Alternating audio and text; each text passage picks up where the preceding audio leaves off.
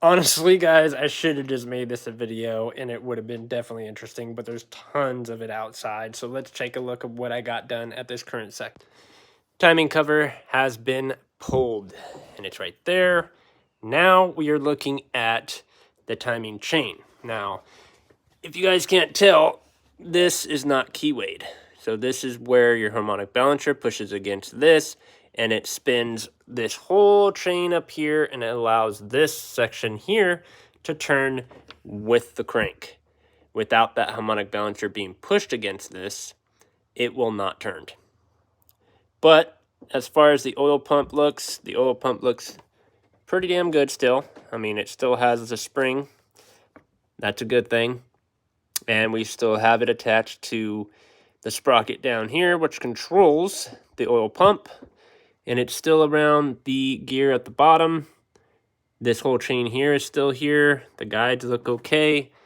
Doesn't look like they shifted, but I'm going to be taking all this off anyways.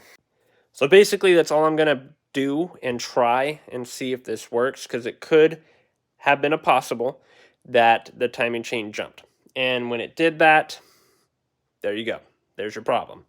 So in that case, this scenario, I need to take off the fuel pump or the high pressure fuel pump bracket as well as the vacuum pump. I got to remove those completely.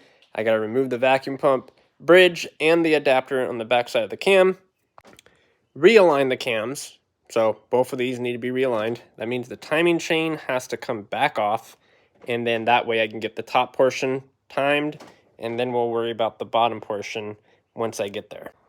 I want to try this before I remove the cylinder head, because they are already ARP head studs already on here.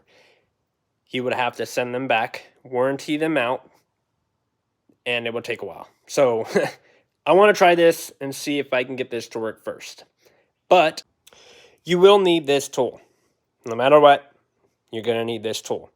Now mine does V6 and it also does the EcoBoost as well. And this is the girl right here. You will use that to lock it in, and then you have your crank lock bolt right here. This is for the sensor to get it as close as possible to the sprocket, and that gives it that little bit of gap room so that it can still monitor it, make sure that it's in correct timing, and it tells the computer, without this, your car will not start. So make sure you have that.